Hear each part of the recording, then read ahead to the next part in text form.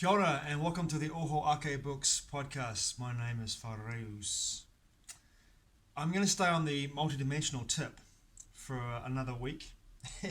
I think it's really important because I'm still feeling into the space and I'm having many experiences in my life that have directed me towards deeper understanding of what it means to be a multidimensional being, having a multidimensional experience. Now, I'm with some researchers over the last 30 years who have come forward with their understanding, their deeper understanding, their insights into the nature of reality. One of those people whose research I've followed extensively and who I've seen speak 3 times in seminars all around the world is David Icke. Now, Icke's representation of a pyramid structure with a capstone being the non-human, non-physical, and often non-physical beings, physical in the sense of like a 3D frequency band, beings are the beings at the top of that capstone pyramid. And below them you have a decompartmentalization of where you have beneath the capstone you have the hybrids and the possessed being, humans, that are sort of not quite human, not quite interdimensional, but they have this hybrid connection, hybrid bloodline that have incorporated AI or tech into their bodies that allows them to be what we would say emissaries on some level, or to be direct in line in regards to the messages that are being passed down. And then with them, of course, are people that are, or be humans that have been possessed by lower astral entities or entities from levels of existence that are non-physical. But below that, you have tiers of humans that are decompartmentalized who've got no idea what's really going on at the top. No idea at all. They might know a little bit more than the person below them, but they don't know the whole game and how the game's being played out. That's really interesting. You look at that because you see that same methodology through mystery schools as well, and through in the public mystery schools and also in the private mystery schools. There are levels of initiation that you have to go through to gain more knowledge, to gain a deeper understanding of the nature of the mystery school itself, but to also gain access to that knowledge which takes you into another levels of awareness. And it's the same thing with spiritual conscious awakening processes. You don't just give in the whole download and then try to integrate from the experience.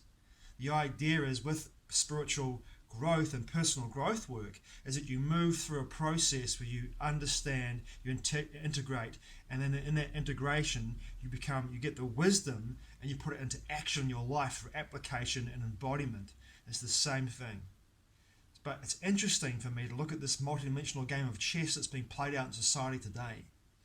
Really interesting because it's so apparent to me, it's so overt, and it had to become overt at some point because it was been so covert for thousands of years. And depending whose work you follow Rudolf Steiner's Spiritual Science, or Theosophical Society, or even the Gurdjieff Fourth Way work, you'll look at this and you'll see that this whole, or Casey's work as well, Icke Casey's work, his readings on Atlantis, and beyond that, this whole process, this whole control system has been around for hundreds of thousands of years, maybe even millions of years.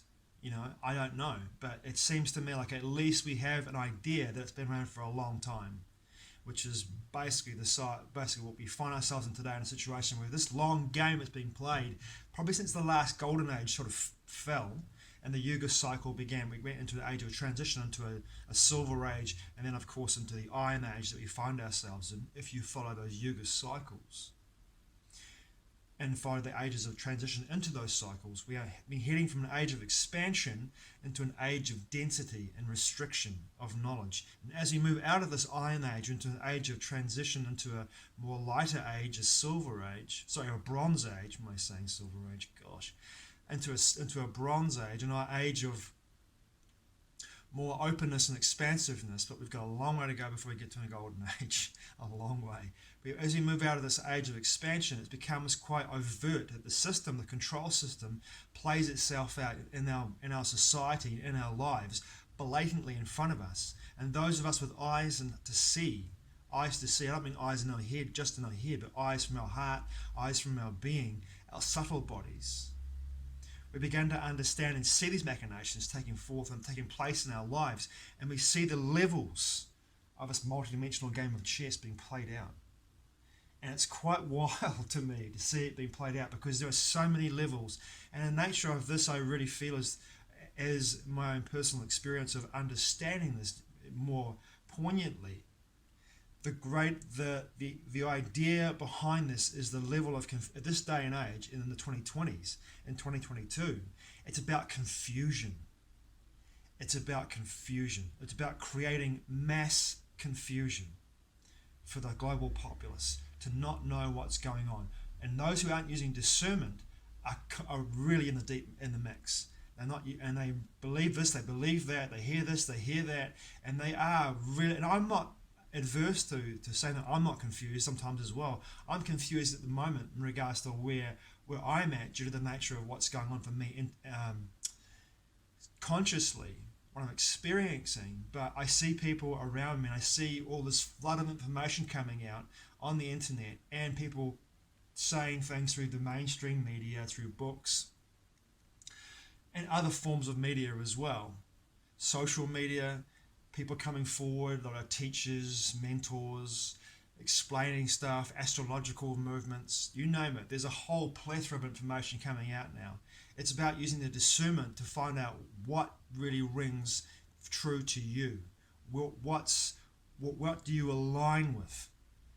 But this level of confusion means that people aren't able to truly ground and be still and be centered and have that connection to a greater force other than themselves, aren't able to open up their hearts. Because if you are stressed and terrified or worried or in fear, those situations put you into a place where you're not balanced and you're not aligned. And by being in this place where you aren't aligned, what it basically means is that you are not able to ground and integrate. You're not able to open up your heart if you're in a constant state of stress. Now, today in society, the amount of fear that's been projected into the global consciousness since 2020 is off the fucking charts. If you look at it, our amygdalas, which is the reptilian part of our brain, which is the survival mode, fight or flight, has been engaged constantly since 2020 through the public mainstream narrative. Constant fear. It's gone from one narrative to the next, and the next cab up the rank is being played out as I'm making this video right now. It's crazy, and this is the whole idea, to keep people out of the place of alignment, stillness, and balance. And this is the game of multidimensional chess. But if you work out one level of this game of multidimensional chess, if you can work out just one level and go, oh, I see through that, I discern through that, you've still got so many other layers that are being played at the same time. So if one narrative doesn't work, the system is set up so that the next level can be played out at the same time. And that might work. If that doesn't work, they've got another one up their sleeve. And it's a constant game of us trying to be, those of us who are consciously aware of the situation and what's going on, constantly trying to do our best to remain grounded, to discern, and to also be aligned with a greater force than ourselves through our heart chakras, which connects us to source energy, which connects us to God, which connects us to nature and the planetary consciousness. By doing that, and my feeling is, by doing that, I'm with Icke on this one, by doing that, we connect to something greater than ourselves, beyond the simulation, and all of this multidimensional level of chess that's been played and level on many tiers in society begins to fall away, and we see it for what it is. All lies, all confusion. And that's not all. We also live in a situation, if you're living in a city, where you are living in EMF soups, we're living in Wi-Fi fields, we're living in under power lines, we are electrical beings. So we have a situation where we have all these electrical fields and electromagnetic fields and Wi-Fi all around us, and our cells are constantly trying to entrain to those fields all around us, which puts us out of a place of alignment, takes us out of a place of balance, and puts our bodies under levels of duress and stress that will also confuse us. Where's the stillness in that? I meditate every morning, and that's my go-to, but often I feel like my mind is swimming. I'm just unbalanced due to the nature of the energy around me in the city sometimes. Perhaps I'm too empathic. But when I go to nature, I feel the stillness. I feel this resonance and this expansion that kind of brings me back into a place where I feel grounded and shit becomes clear for me, becomes really clear. And that's why I go to it so much. And look, I'm trying to get out of the city, I really am, and move to somewhere where I don't have to deal with being in this EMF soup, and I will. But the sparks aren't flying. Go here, go here, go here. So I'm still in the city in Wellington City at the moment. I feel as though my time here is about me anchoring in a vibrational resonance as much as possible from my heart to help to move and shift the culture and the consciousness as much as I possibly can by being here and by being aware and by being mindful. And by doing that also, for me, the whole idea of praying, and I never used to be a big prayer. I never was a big praying kind of guy. I'm an affirmations kind of guy. But in regards to the multidimensional tiers of chess that's being played, for me it feels like if I can connect to source energy in a way that is direct with intent, that will give me a clearer, aligned, and more powerful connection through prayer and intention, that will be my guiding force, that will keep me safe, that will keep me in a place where I can be aligned as much as possible and do the best I possibly can in an environment that which is basically, to me, on some level, on a physical level and on a spiritual level, quite fucking toxic. In this country, in Aotearoa, New Zealand, the narrative that's been pushed out for 2 years is deep. The mass formation in this country is deep. And for someone like me who doesn't buy into it at all, who sees through it, sees through this one level of the multidimensional level games of chess being played in the reality I'm existing in, and this frequency band I'm existing in, it gets awfully tiring for me. This is a choice too, of course. It gets awfully tiring for me to go out and be in the world and be amongst it and see it and go like, I'm doing my best to be in a frequency band that is loving, that is patient, that is kind.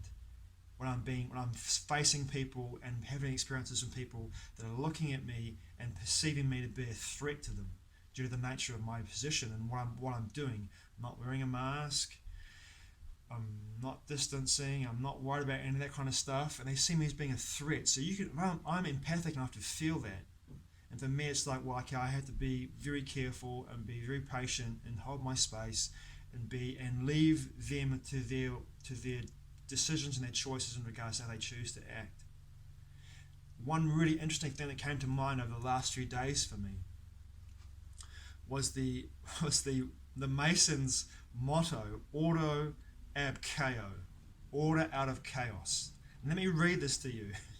This is interesting. This is from their own website. This is from the Masons' website. Listen to this. The motto, Ordo ad Chaos, is one such phrase that is extremely important within Freemasonry, is known by Masons as the motto of the 33rd degree. That's really high up that pyramidal structure, basically almost at the very top. Not quite the top, I think. There's more beyond that, but it's all behind closed doors and very private. Very private. The motto can be found on the splendid decorations of the Order of the Sovereign Grand Inspectors General, which is one of the highest honours that can be bestowed upon a Mason. Now, that high idea of order out of chaos, what do we see in the world around us today? We see this chaos everywhere, and it is chaos. If you look at the mainstream media and follow the mainstream media, it is constant chaos. It's chaos, and confusion. And by putting people into a state of confusion, like I said before, they're not grounded. They're not in a place of feeling as though they're able to connect. If they're in a place of constant stress, if their bodies are under constant stress due to environmental toxins, due to the narrative being played out, how their lives are affected by public corporations, inverting the power structure and saying they've got power over you rather than the other way around. That's another level of deception, but it's also a level of stress too. People are in a survival mode. They really are in a survival mode. Not necessarily globally, but if you look at the mainstream media and you follow that narrative, if you do follow the narrative of the mainstream media, it is constant chaos. The news, chaos. Mainstream media, chaos. You turn off your TV sets, don't watch any news, don't read any papers, just continue on with your lives, do the best you possibly can, remain conscious, be good people, make good choices, eat good food, well, you know what, and also stop less screen time, and find ways to connect with nature more, whether it's surfing, whether it's hiking, whether it's running, whether it's going for a walk in a forest or through the bush or in a park, or find a way to connect to nature more. All that crazy energy might not need to affect you at all. And it's a different paradigm you're living in. It's a different choice you make. Now, the chaos that is in our society is there for many reasons, and one of the main reasons why it's there is to feed into the matrix, into the paradigm.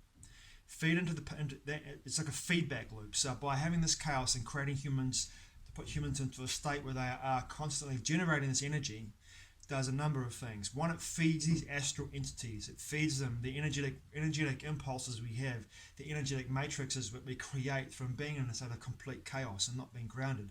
Feeds these beings. It's a form of sustenance for them. So therefore, it's good to have a global chaotic state of fear, of denser, heavier vibrations, which feeds these beings. But also, in my perception, it solidifies the simulation walls. It's like the energy that we create in this denser vibration goes out into the simulation and solidifies it. It anchors into those parameters of the simulation, and it anchors them in. It's my perception, I think, and it fortifies them. And by also silently acquiescing to this chaos, rather than making arrangements that are different to what the narrative wants us to do, by silently acquiescing to this, the five sense world of men and women, we also come to a place where, by doing this, by acquiescing to this paradigm, we also solidify the timeline that they want to create. They want to create through this chaotic, multi-dimensional game of chess. And I think that's one of the big things people need to look at in regards to where we're going, what's happening with this game, is that by the silent acquiescence we have in society, as the corporations, which are below men and women, because men and women created the corporations, but the inversion of that means that by the acquiescing to this narrative, and the narrative is being played out in society through global think tanks, like the World Economic Forum, for example, but that are basically influencing world leaders, put that in quotation marks, because they're just puppets in this pyramid. In the pyramid structure, they are somewhere in the lower tiers of that pyramid structure. They're just puppets. They're chew toys. They're here for the dogs. They're here for us, which are supposedly the dogs. They'll be us, like the lowest tiers. They're chew toys to be thrown to the dogs at some point and to be replaced with other chew toys. That's exactly what they are, in my perception.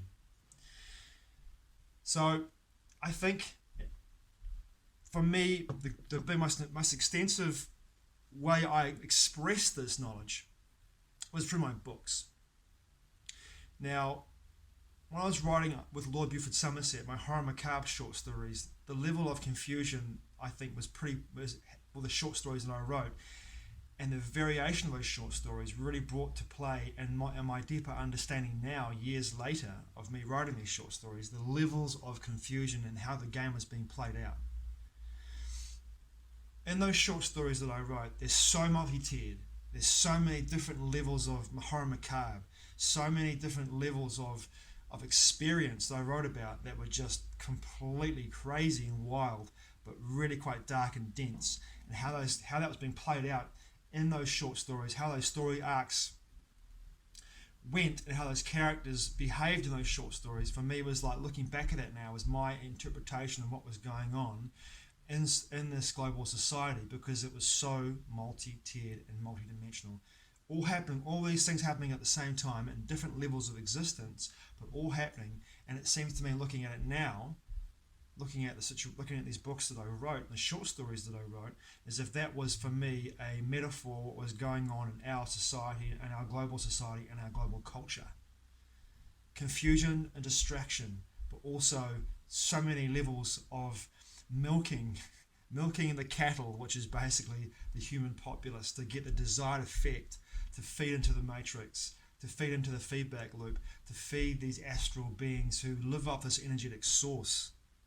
Just crazy but true. And then also with Aramon Sueño, I was writing Entwined and United, which goes really deep, really deep into a parallel timeline, but also kind of you could easily bring that timeline into this one and look at it and go, wow, there's a correlation here.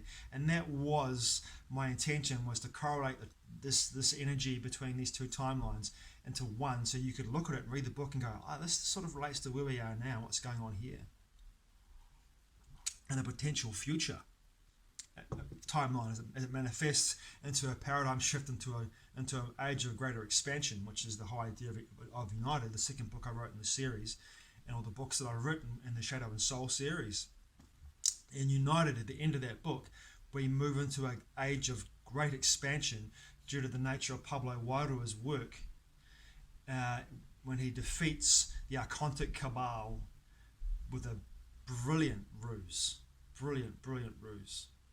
But those stories really show people who read them, and my intention was to write about this, the levels of chaos, the levels of the multi-tiered dimensional game of chess being played. In the book that I started writing in 2020 with Dick Swab, which is a more of a satirical book and way more funny than anything like I've ever written before, I wanted to go into the humorous side of my conscious spiritual awakening experience, and then this part of myself, Dick Swab, that I was channeling in and working with to integrate to write this novel I began writing. A lot of that work comes from the Steiner spiritual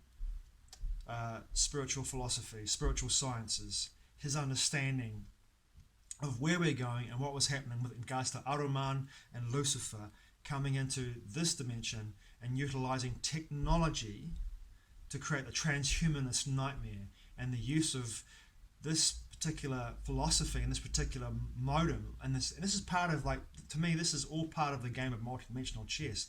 This is just one aspect of it. There are so many others that they are using and they will use. Transhumanism is just one timeline, one potential timeline. They've got so many others lined up. But in this book, Rigmarole, I go deep with the Steiner spiritual science work. I go deep with the Nazi International. I go deep with the idea that they together, the spiritual science work and Nazi International, are two forces fighting against each other. And also, I won't go too much into the book because I've only got a third of the book into it, but my idea was to bring it to light how Steiner's work was so revolutionary in the 1920s and 1900s, and how it shows us the world that we are entering in today. But also, in that game of multidimensional chess, this is just one aspect of that game being played out in society today. Thanks for listening and thanks for watching. I truly appreciate it. Matewa.